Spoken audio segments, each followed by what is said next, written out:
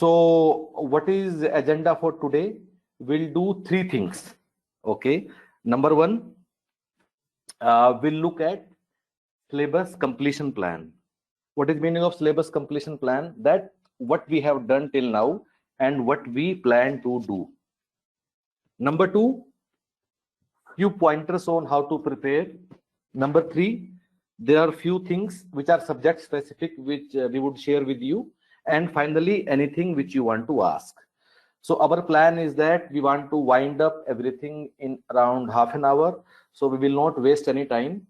I'll be specific, I'll be to the point. I'll request you also, whenever you ask a question, please be specific.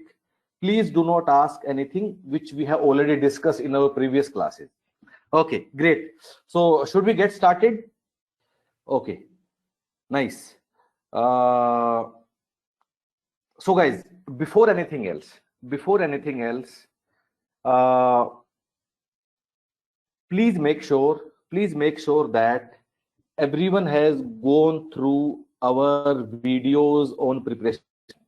So where will you find these videos? Go to website of Human Titus. This way you can go it there. Then after that, go to UPSC ESIC Deputy Director page. Okay.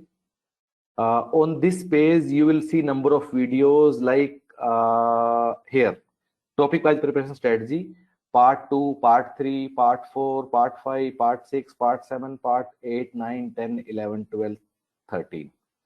And before that, there is also part 1, which is not here, which is listed on the YouTube. So guys, please make sure you go through all these videos. Why I'm saying so? Because you have to understand what is your syllabus. You have to understand what are keywords of the syllabus. You have to understand what is to be studied and what is to be excluded. So if you haven't done it, do not delay it any further. This should be the first activity. You should have an overall picture of what you are required to study for ESIC DD exam. So part 2, part 3, part 4 and so on. And there is also part 1, which is not listed here. I'll ask the team to in fact upload it on website itself. Otherwise, go on the YouTube, part 1 to part 3. Spend half a day.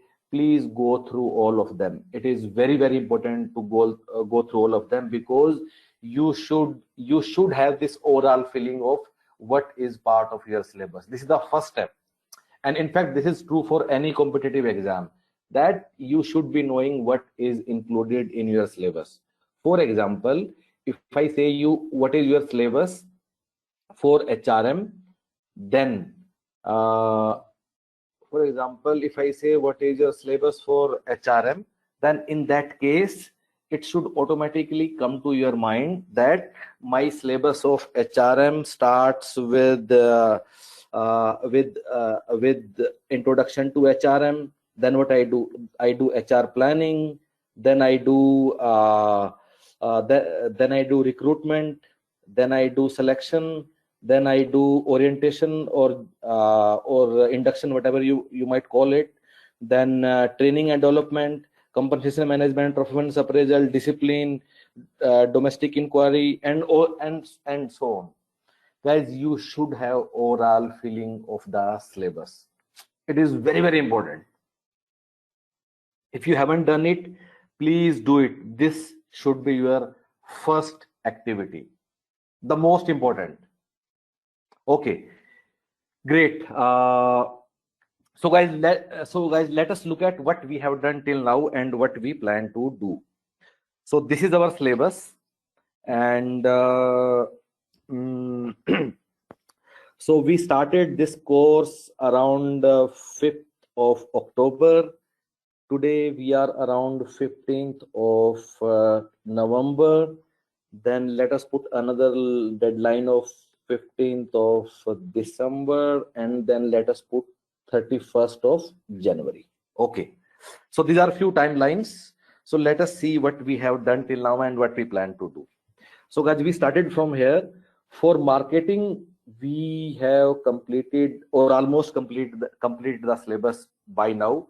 again for FM also started around 5th of October and almost completed the syllabus. Okay, then what else we have done? For numerical ability, we have done approximately 30% of syllabus.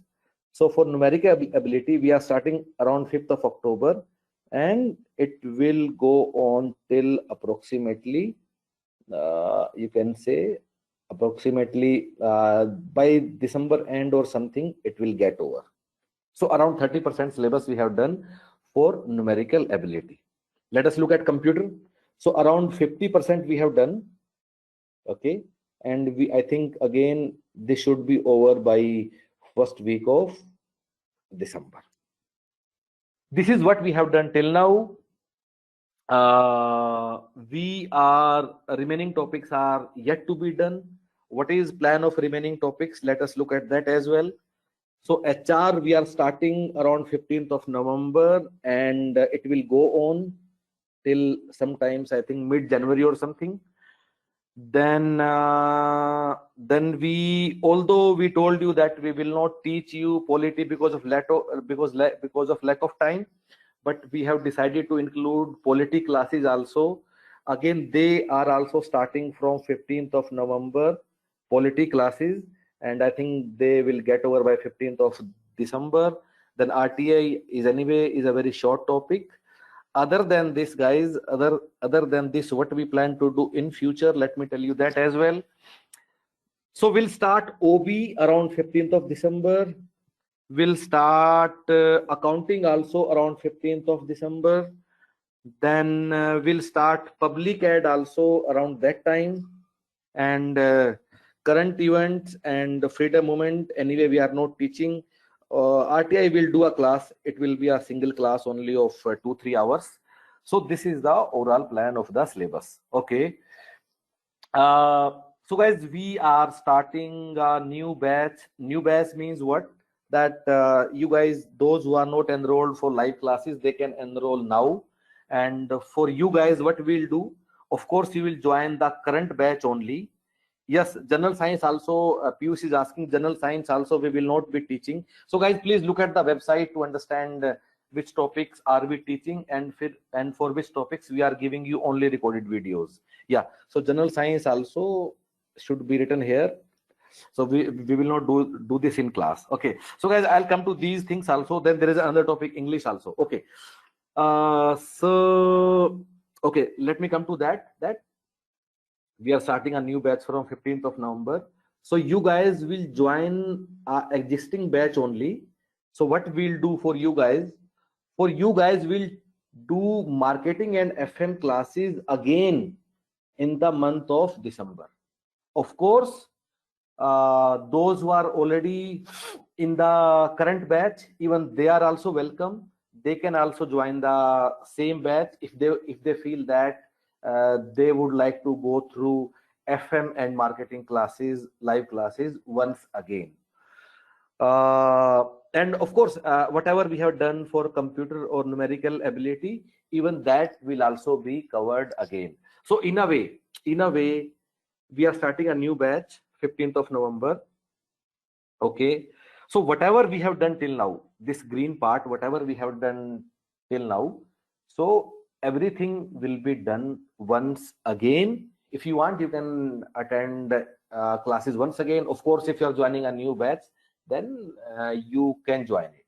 Now, as I told you, you might have seen on the website also when you planned this course, polity we were not planning to teach, but now because I think we took out some time, so we'll include polity also. Then what also we will do, although we have told you on website very clearly that general science and English, these topics will not be taught in the class, but still we'll do few classes, at least important ones, error correction and all those things. So now we have decided that we'll do classes on these topics as well. Okay. Yeah. So guys, some of you repeatedly keep asking that should I stick to recorded videos only or should I join live classes? Okay. So guys, let me answer this question very in a very subjective way.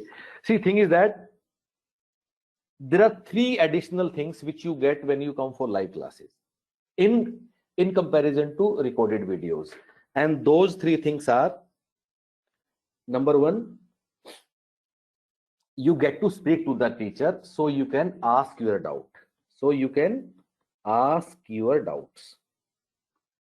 This is the first thing which you can do if you are sitting in a class. Second point is, and guys, the second point is the most important actually. Second point is the most important. Somebody is writing no voice at all. Can some of you please write Roger on the chat box? ROGER. If you can hear me loud and clear, just write Roger, ROGER. Okay, so because everybody can hear me, so Chandrakant, probably you have to fix up your earphone or whatever you have. So coming back, live classes, three additional things which you get. Number one, you can speak to the teacher, you can ask your doubt. And second thing, which is the most important, see guys, what happens? What is meaning of live classes? The meaning of live classes is that you are a schedule. Schedule means that we'll tell you Monday night you have a class on HR, Tuesday you have a class on this, and Wednesday you have class on this. So if you get into this thing, then you have that constant pressure on you, that because you have paid the money, then of course you will think that at least I should sit in some of the classes. So some discipline will come in your life. Okay, so second most important and the most important point is that some discipline will come, because we'll keep sending you schedule, this class. At least you will end up attending some of them, because we are after you, because you keep getting that schedule. The third, and which is also equally important benefit, is that if you are not self-motivated, and most of you are not. Why? Because ESIC DD exam, ESIC DD means that 3 years work ex required, 3 year work ex in government, PSE, autonomous bodies. That means what? That even today all of you are working somewhere. So what does that mean? This means that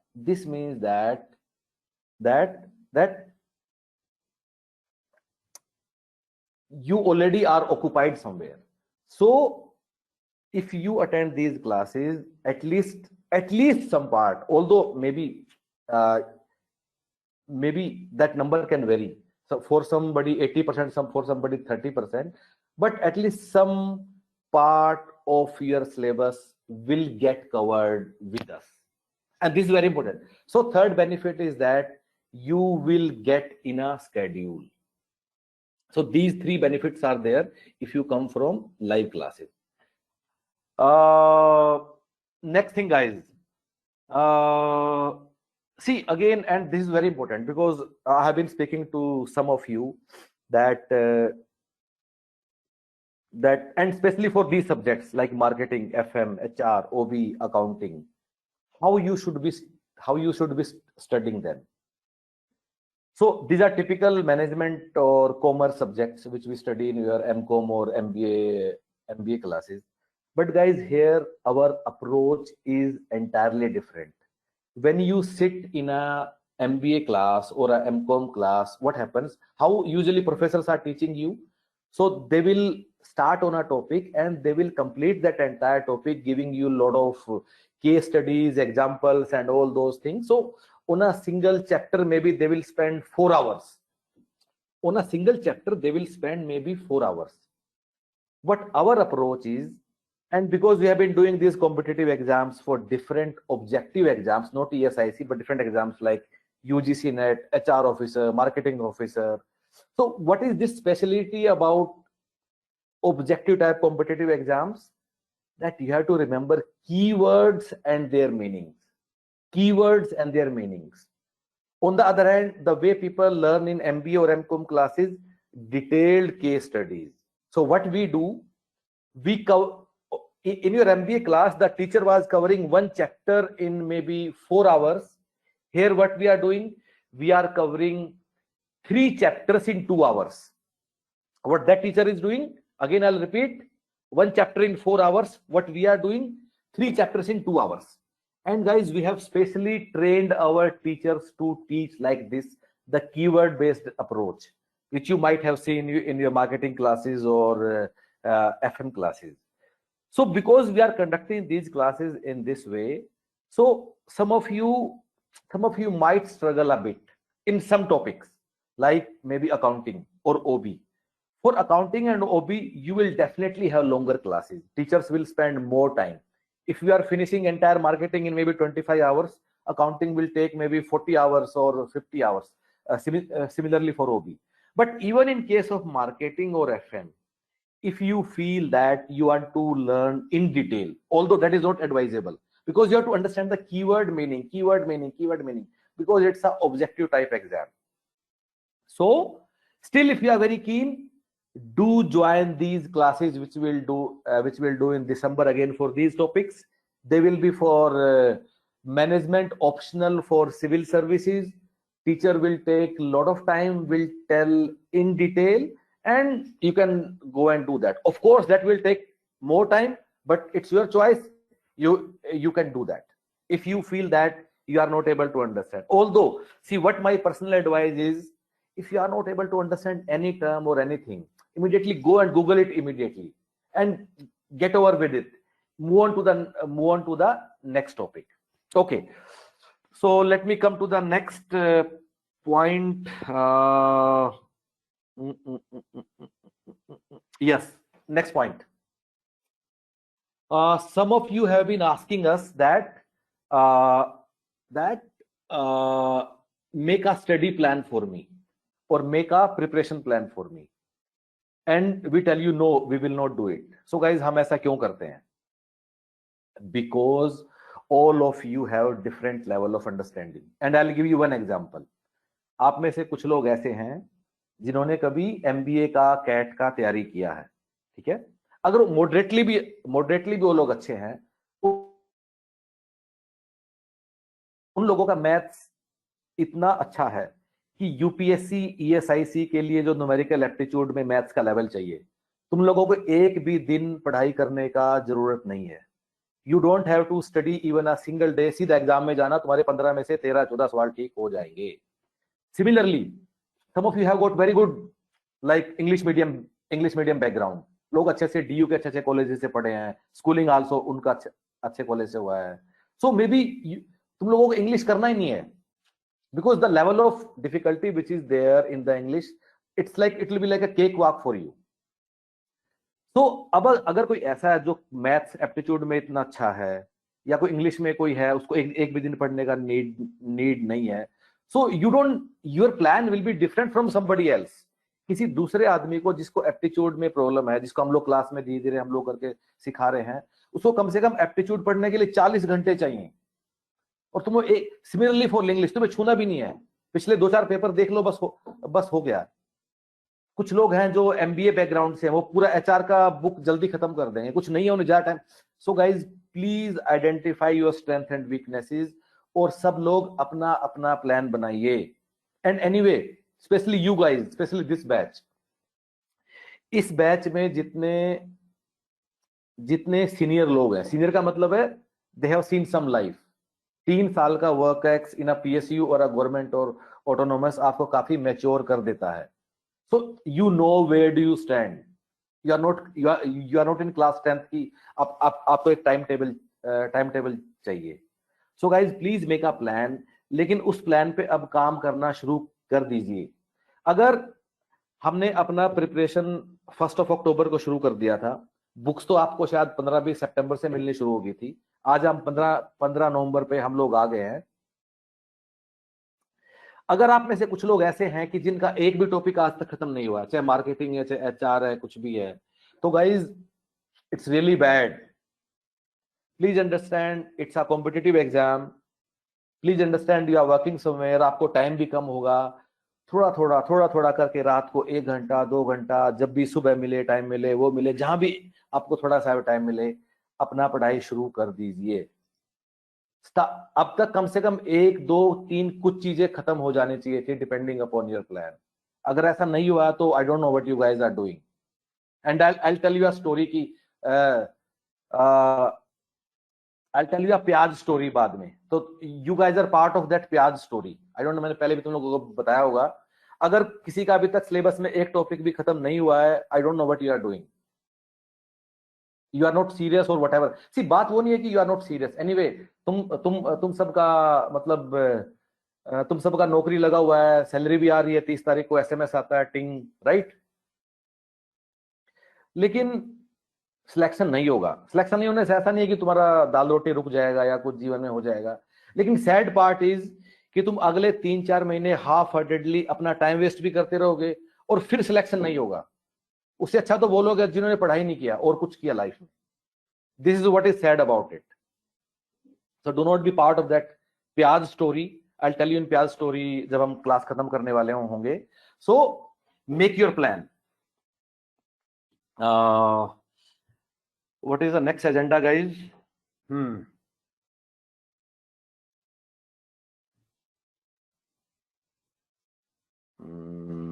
And then we'll also take some questions. Yes. So let us move on to next part. Okay. Notes. You have to start making your notes. अगर तुम लोग अपने pen से कागज पे अपने note नहीं बना रहे हो तो नहीं चलेगा। सिर्फ हमारी प्रिंटेड बुकलेट को अंडरलाइन करने से या वो सब करने से नहीं होगा। और तुम लोगों को, you are not writing a subjective exam, तुम्हें लंबा लंबा डेफिनेशन नहीं लिखना है, लेकिन हर चैप्टर के जो इंपॉर्टेंट कीवर्ड्स हैं उनके नोट बनाने शुरू कर दीजिए, अपने हाथ से लिखने शुरू कर दीजिए। क्यों? when you will revise your syllabus, जब आप एग्जाम से 2 महीना पहले पढ़ोगे, जब एग्जाम से आप 1 हफ्ता पहले रिवाइज करोगे, तो तुम्हारे पास एक अप्रोक्सीमेटली 200-300 पेजेस का सारा सिलेबस होना चाहिए, जो हर बच्चे का अलग अलग होगा। इसमें सारे कीवर्ड लिखे होंगे कि ये इसका क्या मीनिंग है, ऐसा क्या मीनिंग है, ऐसा क्या मीनिंग है। Guys, start making your notes and your life is more comfortable than maybe a civil services aspirant, कि आपको सिर्फ वो कीवर्ड लिखना है। बट सिर्फ पढ़ने से या सिर्फ वीडियो देखने से एग्जाम पास नहीं होगा। नोट्स बनाइए। नोट्स का मतलब है हाथ से लिखना शुरू कीजिए, एटलीस्ट कीवर्ड्स अपने लिखने शुरू कर दीजिए। ये कीवर्ड है, ये कीवर्ड है, ये कीवर्ड। जैसे जैसे अगर आप एचआर में, हमने एग्जांपल लिया, एचआर प्लानिंग है। एचआर प्लानिंग में जैसे जितना मुझे याद अभी आएगा आपको बताऊंगा। जैसे डिमांड फोरकास्टिंग है। डिमांड फोरकास्टिंग के 6 मेथड है, 3 क्वालिटेटिव है, 3 क्वांटिटेटिव है। तो 6 कीवर्ड लिखना है। फिर उसके बाद 5-6 वर्ड हैं। जॉब डिस्क्रिप्शन क्या है, जॉब स्पेसिफिकेशन क्या है, जॉब एनलार्जमेंट नहीं आएगा, job specification, job description, then there was something else also. उसके बाद नीचे जॉब एनालिसिस के 4 मेथड। तो कीवर्ड ही लिखना है। जितना मैंने बताया उस पर आपका आधा पेज भी नहीं लगेगा, बट अपने हाथ से लिखना शुरू कर दीजिए। It is very very very important. ठीक है guys, notes super important. Yes, हाँ, इसके साथ में एक छोटी सी बात भी है कि because we have been in this industry, some of you are what you are trying to do, आप लोग YouTube पे जाके पढ़ाई करने की कोशिश कर रहे हैं। YouTube पे जाके आप 2 काम करते हो कि कोई आपको पूरा HRM 40 मिनट में पढ़ा दे, या HRM के सबसे इंपॉर्टेंट 50 सवाल बता दे। ये सब मत कीजिए, इससे सिलेक्शन नहीं होगा। क्यों नहीं होगा? हमारी दूसरी वीडियो उसमें जाके आप देख लीजिए।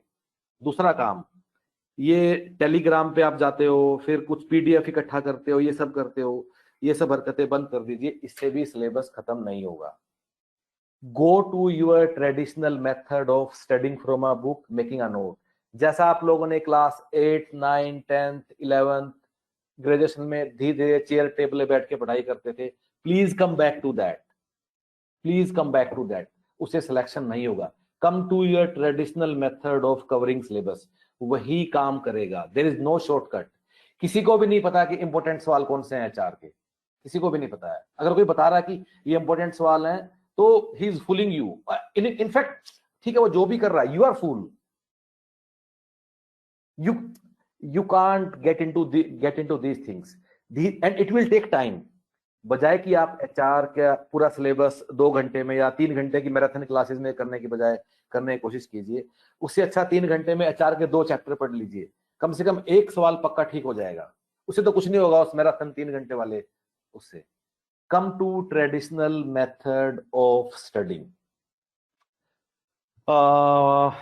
Next thing what I do have, yes, और दूसरा again because I keep repeating it but it's very important, please time waste करना बंद कर दीजिए। टाइम वेस्ट का मतलब है कि एक ना अननेसेसरी ज्ञान पाने का इच्छा काफी लोगों को है कि इसमें कितने एप्लीकेंट हैं, इसमें क्या है, क्यों, मतलब क्यों करना है? सिलेबस है, किताब है, पढ़ना शुरू कीजिए बस, छोड़िए ये सब, it will not help you. ठीक है, कोई आरटीआई लगा के ये जानना है मुझे, वो जानना है, ये हुआ था, वो हुआ था, रिक्रूटमेंट के बाद मुझे कार मिलेगी या नहीं मिलेगी, कैसी नौकरी होगी, क्या ये सब क्यों टाइम वेस्ट कर रहे हो? इसमें बाद में कर लेना, लेट्स डू आफ्टर। अभी अपना धीरे धीरे करके कट डाउन कर दीजिए बिल्कुल सोशल मीडिया। क्यों कट डाउन करने को बोल रहे हैं? क्योंकि आपके पास किताब है, आपके पास एक ह्यूमन पैराडाइज का किताब है, आपके पास सवाल हैं, आपके पास लाइव क्लासेस हैं, आपको और कुछ ज्ञान नहीं चाहिए। हम काफी रिस्पॉन्सिबिलिटी के साथ आपको ये वाला बात बता रहे हैं, कुछ और छूने का नीड नहीं है। जो हमारा ये कंटेंट है, जो ऑब्जेक्टिव एग्जाम्स में आया है, it had got matured after 10 years. एक बुक में आपको किसी मिलेगा भी नहीं, जाके आप कंपेयर कर लीजिए। हमारा एक चैप्टर रिक्रूटमेंट एंड सिलेक्शन का चैप्टर किसी भी एक बुक से कंपेयर कर लीजिए आप, आपको दिखाई देगा कि उस बुक का सारा हमारे कंटेंट में है, लेकिन हमारा सारा उसमें नहीं है। We have that super set. और हमारा भी ऐसा नहीं कि हमने एक दिन बैठ के बना दिया ESIC के लिए, ओवर द ईयर्स बना है। So come back to traditional method of studying. Yes, last thing, अभी जो हमने आपको सिलेबस दिया है, गाइज, सो किसी भी सब्जेक्ट का, अब यूपीएससी ने क्या किया है? यूपीएससी ने सिलेबस लिख दिया HRM या फाइनेंशियल मैनेजमेंट या अकाउंटिंग। अब यूपीएससी ने ये तो नहीं बताया कि HRM में क्या पढ़ें क्या छोड़ें, तो हमने अपना कुछ एनालिसिस करके सिलेबस बना दिया है।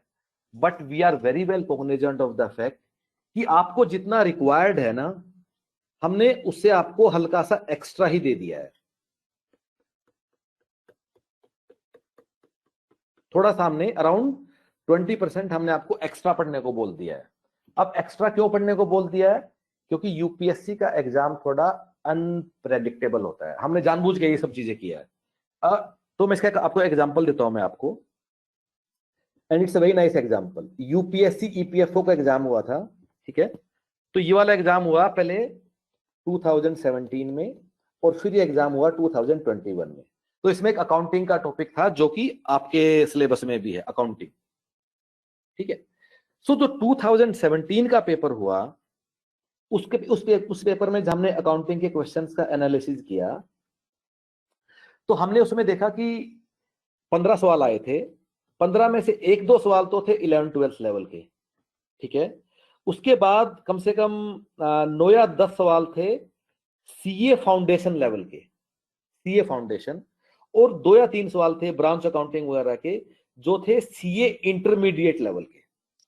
ये था 2017 का पेपर। अब फिर उसके बाद 2021 का पेपर हुआ फिर अकाउंटिंग का, उसमें अगेन 15 सवाल आए। इन 15 में से 12 से 13 सवाल 10th या 11th लेवल के थे। तो हमने क्या किया? हमने थोड़ा लोगों को एक्स्ट्रा ही पढ़ा दिया था अकाउंटिंग का, then what was required. But it will not kill you guys. UPSC का एग्जाम का डिफिकल्टी लेवल भी अनप्रेडिक्टेबल है। हमने आपको ज्यादा दे दिया है, हमें पता है, सिर्फ 20% ज्यादा दिया है, 20% एफर्ट जाती है, बट हमने जानबूझ ये किया है। अब हम इसके लिए करेंगे क्या? Because you have ample time, आप इसको अभी कर लीजिए। जैसी एग्जाम डेट अनाउंस होगा, हम कुछ सेशन करेंगे और हम आपका ये 20% कुछ कटवा देंगे। ऑफ कोर्स दिस 20%, ऐसा नहीं कि हमें पता है कि 20% में सवाल नहीं आएगा, but that carries some sort of risk कि उसमें से भी आ सकता है। पर हमारा एनालिसिस, हमारी जो अंडरस्टैंडिंग है ओवर द ईयर्स, उसके हिसाब से प्रोबेबिलिटी कम है, लेकिन प्रोबेबिलिटी है। तो हम थोड़ा आपका सिलेबस उस टाइम कम करवा देंगे जब एग्जाम का नोटिफिकेशन आएगा, या कि भी अब एग्जाम होने वाला 1 महीना बचा है, 2 महीना बचा है, but till that time you have ample time. तो प्लीज हम जो आपको करने को बोल रहे हैं आप उसको कर लीजिए, ठीक है। What else guys, what else?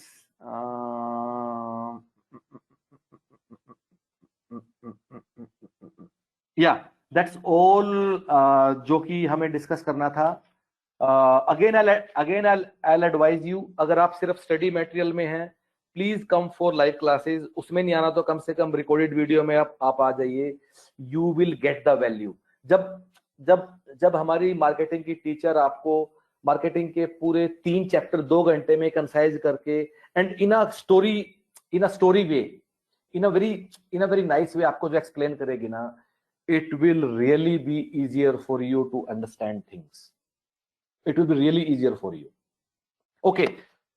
So come for live classes. If not, come for recorded classes. We are starting a new batch from tomorrow.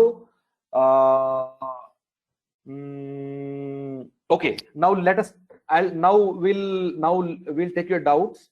So just write on that. So we will not take doubts on the chat because I want to do it faster. So I'll speak to you guys. So just write on the chat box that I want to speak. We'll unmute you. I'll request my friend Shiva to help me in muting and unmuting. And yeah.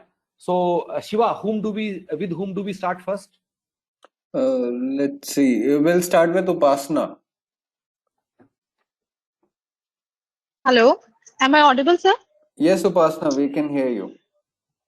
Shiva, yes, are you there? Sir, actually, Yeah, I'm here, sir. hello. Upasana. So maybe we can start with Upasana. Just wait for a minute. Yeah, Upasana. Upasana, Yes, sir. My please first question unmute is, and speak up. Oh, I think Upasana is speaking and I have to fix my mic. Upasana, give me a second. Huh? sure, sir. Hello, yeah, Upasana. Yeah, sorry. Yes, sir. Yes, I didn't. sir. Yes, I can hear No you problem. now. Yeah. Yeah. So my first query is there any idea about the expected date of examination? Because Okay. if we'll get Okay, some okay, clarity, we can हाँ, chart out our plan. देखो उपासना, इस बात को बिल्कुल clearly समझ लीजिए, exam कब होगा इसको दुनिया में कोई भी गैस नहीं कर सकता है, और न ही इस सवाल का जवाब ढूंढने की कोशिश मत कीजिए, क्योंकि यूपीएससी एकदम अनाउंस कर देगा, इसके बारे में कोई किसी को नहीं पता है। तो हम क्या कर सकते हैं कि हम अगले जनवरी एंड या मिड फेब तक जितना जल्दी हो सके अपना सिलेबस खत्म कर लेते हैं। उसके बाद एग्जाम चाहे एकदम फरवरी में हो जाए या एग्जाम नेक्स्ट ईयर अक्टूबर में हो जाए, things will be comfortable with us. So in this world of uncertainty, but let us be realistic, let us accept this fact कि ये बात किसी को नहीं पता कि एग्जाम कब होगा और कब हो सकता है, ये भी किसी को नहीं पता है। इसलिए हम गैस करते भी नहीं है। हमने कभी कभी नहीं बोला हुआ कि एग्जाम तब होने के चांसेस है। हमने बोला है कि 3-4 महीने आपको मिलेंगे, उसके बाद चाहे 3 महीने बाद हो या 8 महीने बाद हो, पर आप अपना प्लान प्लीज इस तरह बनाइए कि आप जनवरी फरवरी तक अपना सिलेबस खत्म कर लें। ठीक है, next question. Upasana, I'll just add one thing, sir. Upasana, what UPSC usually does, they usually come out with the exam date like 1 or 2 months prior to the exam with the detailed syllabus and everything.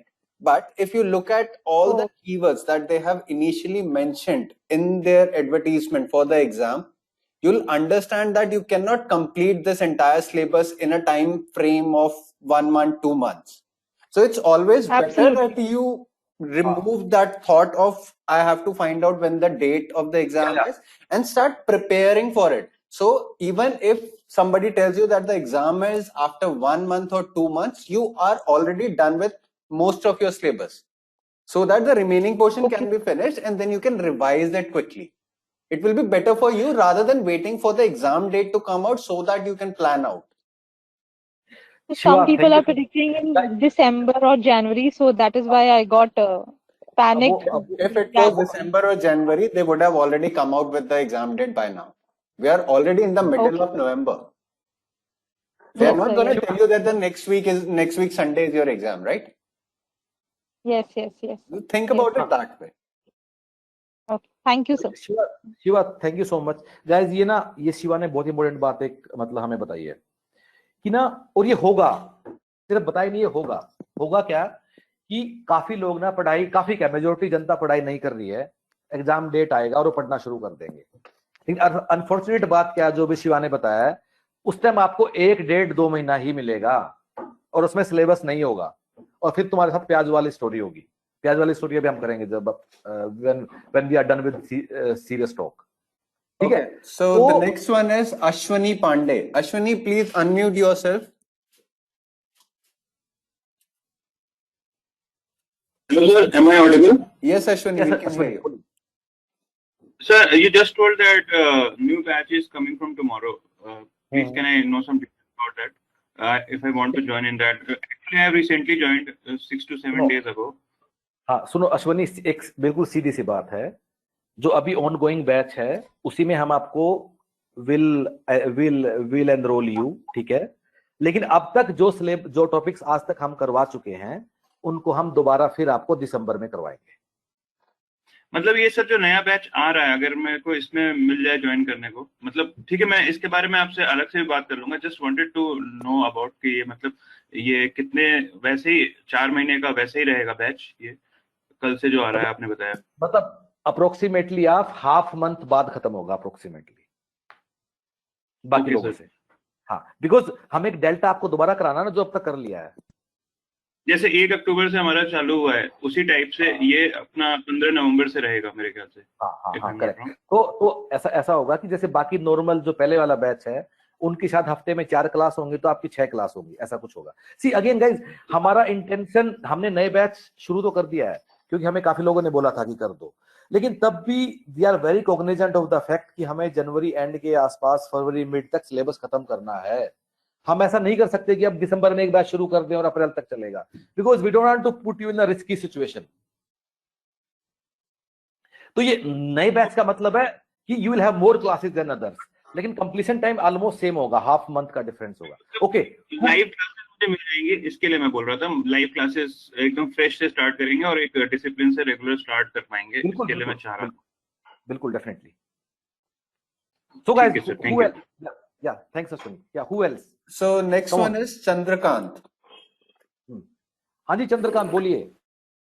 Hello sir, मेरी आपसे पहले ही बात हुई है। Sir मेरा question है कि sir जो प्रीवियस ईयर यूपीएससी में क्वेश्चन कंडक्ट किए थे अपना, उसके जो आप बोल रहे थे कि उसके जो क्वेश्चंस है आप कराएंगे, उसके जो आपके जो क्वेश्चन बैंक के उसमें वो क्वेश्चंस आएंगे, बट अभी तक वो क्वेश्चंस आए नहीं सर। जैसे अकाउंटिंग हो गया या ह्यूमन एचआरएम हो गया, इसके क्वेश्चंस। ठीक है, ओके। तो गाइस, एंड ये मुझे बताना चाहिए था पहले, एक बात हमें समझ लीजिए, एंड ये भी एक रीजन है वाई मार्केटिंग एफएम में हमने 20% एक्स्ट्रा दिया है। आज रिक्रूटमेंट एग्जाम में कैन यू प्लीज चंद्रकांत अपने आप का म्यूट कर लोगे, because there some disturbance. Okay, जो आज तक जो ये वाले टॉपिक है ना, मार्केटिंग एफएम और कौन सा है, मार्केटिंग एफएम, पब्लिक एड, हाँ, ये जो 3 टॉपिक है, इनके तो आज तक कोई एग्जाम हुआ ही नहीं है कोई भी जिसमें रिक्रूटमेंट एग्जाम में इसके सवाल आए। ठीक है, इसलिए भी हमने थोड़ा आपको ना वो 20% का सेफ्टी मार्जिन लेके किया है। बाकी जो हैं, जो टॉपिक्स है, एचआर के हैं, ओबी है, कंप्यूटर है, न्यूमेरिकल एबिलिटी है, करंट इवेंट है, फ्रीडम मूवमेंट है, पॉलिटी है, इनके सवाल पहले आए हैं और इनका हमें काफी फेयर आइडिया है कि क्या कैसे क्या सवाल आता है।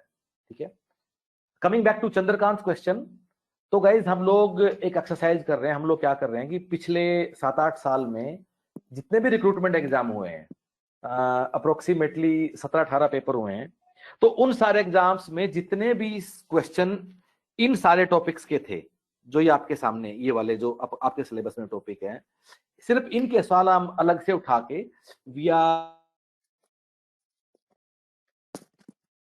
के जो एक्चुअल सवाल आए हैं, और वो टॉपिक वाइज बकेटेड होंगे। उसमें आपको दिखेगा भी कि ये एएलसी में 2015 में आया, ये एडमिन ऑफिसर में 2013 में आया, but that will give you very good flavour. और हमने शायद मैथ्स के हम लोगों ने कर दिए हैं। यस गाइज, जो मैथ्स के सवाल है रिक्रूटमेंट के, वो हम कर चुके हैं। ऑनलाइन टेस्ट प्लेटफॉर्म पे जाके देख लीजिएगा।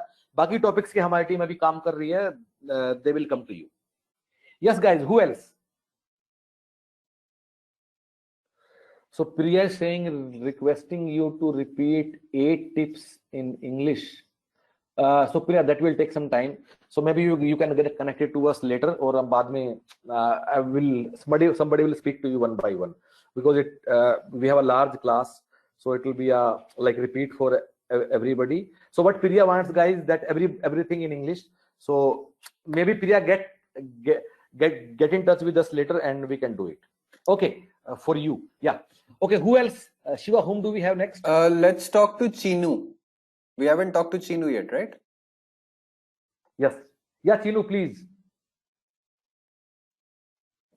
Sir, good afternoon, sir. Anji, Chinu. Sir, very nice having coordination with the human operators. Classes are going very good. Marketing तो हो गया, finance management तो हो गया. Sir, one question is, marketing is already completed. I want to know whether now I can go and appear for the test paper, sir. बिल्कुल. जो online test Study the material can go for it. No see again आपको क्या करना है, पहले printed booklet सारा पढ़ना है, फिर ऑनलाइन टेस्ट प्लेटफॉर्म पे सारे सवाल करने हैं. एंड गाइस, एक बात और आपको देखना है, जब आप ऑनलाइन टेस्ट प्लेटफॉर्म पे सवाल करोगे ना, उनमें कुछ आपके सामने ऐसी चीजें भी आएंगी जो आपने क्लास में या बुक में नहीं किया होगा. बिकॉज सवाल हमारे को याद रखते हैं, कहीं कुछ एक रैंडम क्वेश्चन है उसको भी हम उठा के डाल देते हैं, लेकिन वहीं उस सवाल का डिटेल्ड एक्सप्लेनेशन भी होगा, वहीं उसको पढ़ना है और तुरंत अपनी कॉपी में एक नोट बना लेना है. But yes, you should be doing that, Chino, now. Okay, so guys, who else do we have? Next, we'll talk to Rahul. Yes, Rahul, bolo. Rahul, unmute yourself. Yes, am I audible? Yes, Rahul. we can Rahul, hear bolo. you. Yeah, I have bit confusion regarding, can I able to do both the exam, ESI and ALC? Because ALC is my core competency, while ESI is not my. Even I don't have the master in like HRM or OB. I haven't read this one. Rahul, I'm very confused. या राहुल, आपने अपने सवाल का जवाब खुद ही दे दिया है. ठीक, गाइस प्लीज अंडरस्टैंड कि ये सब ना, and will be very realistic with you, ये सब ना कॉम्पिटिटिव एग्जाम है, और हम ना एक ऐसे कंट्री में रहते हैं जहां पीएन के लिए भी पीएचडी अप्लाई करते हैं, और आप सब तो सरकारी लोग, आपको तो पता ही है इन सब बातों का. ठीक है, तो कट ऑफ अब ईपीएफओ का पेपर हुआ, कट ऑफ 120 में से 80 के करीब था. 80 सवाल ठीक, नेगेटिव मार्किंग में कटने के बाद. ठीक है, तो competition is going to very high. I will not say कि आप दोनों का मत कीजिए, लेकिन कम से कम पहले एक खत्म कर लीजिए. ठीक है, अगर एएलसी आपका अच्छा है तो पहले पूरा एएलसी अच्छे से कर लीजिए. एक बार एएलसी अच्छे से हो जाएगा, फिर ईएसआईसी को छूना. दोनों एक साथ करने की कोशिश मत कीजिए, जो भी आपका मन है. अगर आपका ईएसआईसी करना, ईएसआईसी पहले कर लीजिए. तो my suggestion will be, my realistic suggestion would be कि एक एक करके पहले एक को पक्का खत्म कर लीजिए कि एक का तो मैंने सब निपटा दिया है, फिर दूसरे की बात करते हैं. क्योंकि चाहे आप कितने भी अच्छा, हाँ एक बात और, अगर किसी के भी दिमाग में ये वाली बात है कि क्योंकि मैं सिविल सर्विसेज एस्पिरेंट हूं तो मेरे लिए आसान है, या ऐसा मेरे लिए ये आसान है वो आसान है, मतलब इनका सिलेबस इतना सुंदर है कि किसी को भी एडवांटेज नहीं है, किसी को भी डिसएडवांटेज नहीं है. तो सब ना, आपको मार्केटिंग भी पढ़ना, आपको पॉलिटी भी पढ़ना है. अब इतना अच्छे से इन लोगों ने इस वाली चीज को बना दिया है. तो नहीं, तुम्हें इस बात से डरना है कि मेरा वो बैकग्राउंड नहीं है. कुछ लोग हमें फोन करते हैं कि मैं यूपीएससी के पेपर तो मैंने नहीं दिया आज तक, तो मैं अब ये जरूरत भी नहीं है कि तुम्हें यूपीएससी के तुमने 5 साल लगाए हो कटवारिया सराय या जिया सराय में. नॉट नीडेड, कोई काम नहीं है इस पेपर के लिए उसका. ठीक है, सो सारा सिलेबस खत्म कीजिए, किसी एक का, फिर दूसरे को भी कर लीजिए. Okay, who else, come on guys. Let's अब talk. ये वाला सवाल कि मैं क्या पहले कर लूं. अच्छा, क्योंकि फोन पे हमारी बात होती रहती है, इस बात को डिसाइड ऐसे नहीं करना कि कौन सा पेपर पहले होगा, कि ईएसआईसी पहले नोटिफिकेशन आया तो मैं पहले कर लूंगा, ये ऐसे नहीं करना है. वो का तैयारी करना जो तुम्हें आता है, जिसमें तुम कंफर्टेबल हो, जो तुम्हें ज्यादा आता है, वो पहले करना है. कम से कम पहले एक पेपर में एंश्योर करना है कि मैं इसमें तो निकाल ही दूंगा। ओके, कम ऑन, या Shiva please. Let's talk to Sumit now. He has a question regarding exam as well as interview. हाँ जी Sumit. Sumit, unmute yourself. Right, sir. Hello. Yes, हाँ जी Sumit. Sumit. Sumit, you have muted yourself again. Sumit, एक green colour का mic बना हुआ है, उसको click करो तो आप अनम्यूट हो जाओगे। Okay, sir. Okay, sir. Okay. Sir, audible है, sir? Yes, जी, Sumit, बोलिए। we can hear you. Hello. हाँ सर, मुझे पूछना था सर कि यहाँ पर जो एग्जाम जो है वो कंडक्ट में इंटरव्यू दिया गया है कि final shortlisting would be done by interview. सो ये क्या इंटरव्यू के साथ होने वाला है? इंटरव्यू और आपका मार्क्स जैसे पहले होता था, जैसे एएलसी में 75:25 का रेशियो में। देखिए, एक सुनिए, एक तो ना हमने वैसा सुनिए, पहली बात तो कुछ लोगों को एक गलतफहमी है कि डायरेक्ट इंटरव्यू होगा। ये बहुत बड़ी गलतफहमी है। अब मैं इसको डिटेल में नहीं समझाऊंगा, वीडियो बने हुए हैं कुछ, वो आप देख लीजिएगा। फाइनल कंक्लूजन ये है कि पहले एक रिटर्न होगा, फिर एक इंटरव्यू होगा, ठीक है। अब उसका वेटेज क्या रहेगा वो मुझे याद नहीं है, लेकिन जो हमारा पार्ट 1 वीडियो है, पार्ट 1, पार्ट 2, पार्ट 3, उसमें हम लोगों ने दिया हुआ है कि, लेकिन पहले ना वेटेज यूपीएससी एग्जाम का 50-50 के आसपास होता था, लेकिन अब ना 75-25 या 80-20 ऐसा वेटेज होने लगा है। तो रिटर्न और इंटरव्यू का वेटेज ऐसा ही कुछ होगा, 75-25 या 80-20। पहले एक रिटर्न होगा, रिटर्न में कुछ लोग सिलेक्ट होंगे, फिर उसका इंटरव्यू होगा। This is how it will be. Yes, okay Sumit. हाँ, So the next one is Mannu. Mannu Mannu. CM. Hello sir, am I हाँ जी audible? बोलो। हाँ जी मनु बोलो। सर आपने you have mentioned the importance of making notes. So our strategy should be listen to the classes, make notes, study the booklet, and practice the questions. Or do you अच्छा, suggest देखो। any other method? हाँ guys, and इस चीज को थोड़ा सभी लोग ध्यान से देखना कि ये मतलब नोट्स वाली कहानी क्या है। सो गाइज, तुम्हारे पास कहां से ज्ञान आएगा? Let us understand that. तुम्हारे पास हमारी जो प्रिंटेड बुकलेट है उससे आपको कुछ चीजें पता चलेंगी, ठीक है। फिर आप ऑनलाइन टेस्ट प्लेटफॉर्म पे सवाल करोगे और बीच में ऐसे सवाल आओगे जो आपने बुकलेट में देखे भी नहीं होंगे। सो टेस्ट प्लेटफॉर्म से कुछ ऐसी चीजें सामने आएंगी, कुछ ऐसे कॉन्सेप्ट सामने आएंगे जिसका डिटेल एक्सप्लेन। फिर तुम्हें टीचर कई बार कुछ ऐसी बात बता दिया क्लास में जो कि तुमने बुकलेट में नहीं पढ़ा है। प्लीज अंडरस्टैंड, टीचर का काम ये नहीं है कि बुक में एक एक लाइन पढ़ता रहे। टीचर कुछ चीजें छोड़ भी देगा, ये बोल गया कि तुम इसे खुद पढ़ लेना।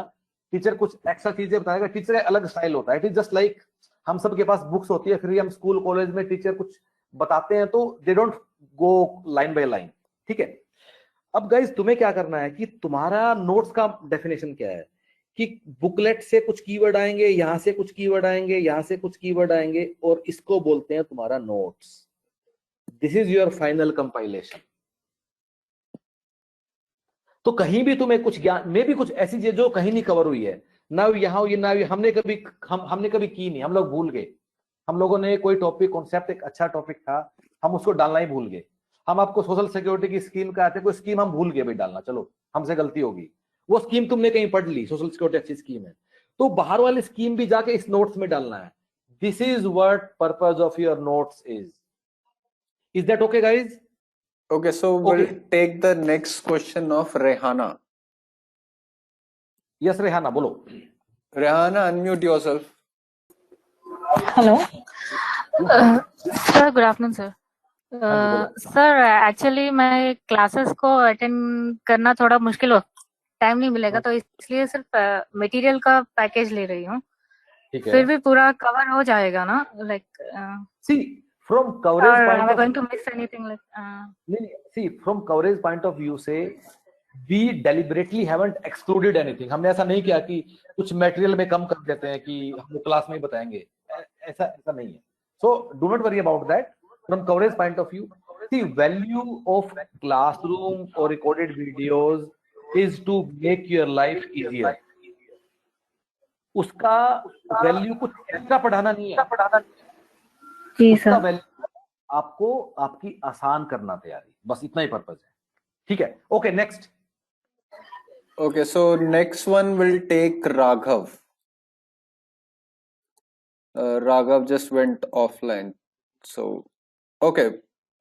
Does anybody else have any question for us? So I'll do one thing. I'll just read out what Raghav's question was before he left the session. Raghav asked about what about general science classes. As already mentioned by Nitesh sir, the general science classes, we are not doing them from scratch. But you will be provided with general science recordings. And please, every single person go back to our website, check out the ESIC page, and you'll actually get to know what subjects we are teaching and which we are just providing as classes. But that does not mean that once you have studied from the booklets or looked at the videos, your doubts won't be answered. If you have any doubts from the recordings as well as from the study material, all you have to do is write us an email and we'll surely help you resolve that issue. All right? Yeah, perfect. Yes. Okay. So Shiva, whom do we have? We have Santosh now. Yeah, Santosh. And then we'll wind up. Yes. Shiva, we'll wind up then. Of course, sir. Yeah, Santosh, please boliye. हाँ. Santosh, unmute yourself. Santosh, there is a mic button. Please unmute yourself. Green colored mic in front of you. Okay, ठीक है. तब तक कोई और है शिवा अपने पास? We have Paresh asking about the fees. Paresh, just visit our website and you'll get to know about the different study packages that we are offering. Guys, कैसे join करना है, क्या क्या उसमें है, ये सब है, ये सब वेबसाइट पे आप देख लीजिए, काफी अच्छे से समझाया है. फीस कितना है, एनरोल कैसे करना है, just look at the website. I think so. We are done now, sir. Okay, guys. So we'll wind up for today, and so I'll take one last minute to tell you the Pyaz story which I promised. Okay, this is just to motivate you. Okay, so guys, yes, Presh. So look at the website. So guys, Pyaz stories, and ये थोड़ा हिंदी में बताया जा सकता है क्योंकि ये हिंदी का स्टोरी है कि ना एक ना गांव में एक चोर था, तो चोर को पकड़ लिया. तो चोर को पकड़ के फिर पंचायत हुई, तो पंचायत ने कहा कि अब ना इस चोर को हम पनिशमेंट देंगे, चोर को अब सजा देंगे. ठीक है. तो चोर को ना कहा कि तेरे पास 3 ऑप्शन है, तू या तो हमें 100 रुपए fine they they, 100 rupees fine, या फिर तू 100 कोड़े खा ले, या फिर तू 100 प्याज खा ले. कोई एक तेरे को करना होगा, ये तेरी सजा है. तो चोर ने कहा कि अरे मैं काम करता हूं, मैं 100 प्याज खा लेता हूं, क्यों वो सब करना, अपना क्यों नुकसान किया. तो चोर ने प्याज खाने शुरू किए, प्याज खाए 10, 20, 50, 60 प्याज खा के चोर भाई नहीं भाई ये तो नहीं हो पाएगा. और चोर ने फिर बोला पैसे तो नहीं दूंगा, 100 कोड़े ही खा लेता हूं. फिर कोड़े लगने शुरू हुए चोर के. फिर चोर ने फिर कोड़े लगे 10, 20, 50, 60, 70 चोरे खाए, सब कुछ लाल हो गया चोर का. चोर बोला भाई अब नहीं खाए जाएंगे, मर जाऊंगा. फिर चोर फाइनली 100 रुपए देके आ गया. तो गाइस स्टोरी ये है कि ऐसा काम मत करना कि अगले 3 महीने पढ़ाई भी कर ली, अपनी जिंदगी में स्ट्रेस भी रहा, कहीं तुम लोग फंक्शन, शादी, इवेंट कहीं जा भी नहीं पाए बिकॉज मैं तैयारी कर रहा हूं, ह्यूमन पैराडाइस को पैसे भी दे दिए और फिर सिलेक्शन भी नहीं हुआ. अगर करना है, ऐसा नहीं करना कि प्याज भी खा लिया, कोड़े भी खा लिए, फिर 100 रुपए भी दे दिए. अगर तैयारी करना है, पूरा मन लगाओ, जो भी करना है उसके लिए करो. हर रोज रात को 1 घंटा 2 घंटा अपना पढ़ाई करो. अगर इनफैक्ट अगर तुम लोग रियली सीरियस हो और तुम्हारा ऑफिस अलो करता है, 2-3 महीने का छुट्टी ले लो, कुछ नहीं होगा. तुम्हारे 30 साल के करियर में 2-3 महीने छुट्टी से कुछ भूचाल नहीं आ जाएगा. 2 महीने की छुट्टी ले लो, सिलेबस खत्म करो, पढ़ाई करो, गिव योर बेस्ट शॉट. लेकिन हाफ मत करना, प्याज कोड़े सब मत कर देना, फिर छोड़ दो, अभी छोड़ दो. अब न्यू ईयर आएगा, वो सब आएगा, पार्टी करो, क्रिसमस आएगा, have a good life. Life is not to take stress. लेकिन अगर इसमें घुसे हो तो पूरा जान लगा दो, ताकि मतलब पास होने के लिए पढ़ाई करो. पढ़ाई करने के लिए पढ़ाई मत करो, पास होने के लिए पढ़ाई करो. आधे मन से मत करो. Okay, guys. So all the best and good luck. Okay, thanks.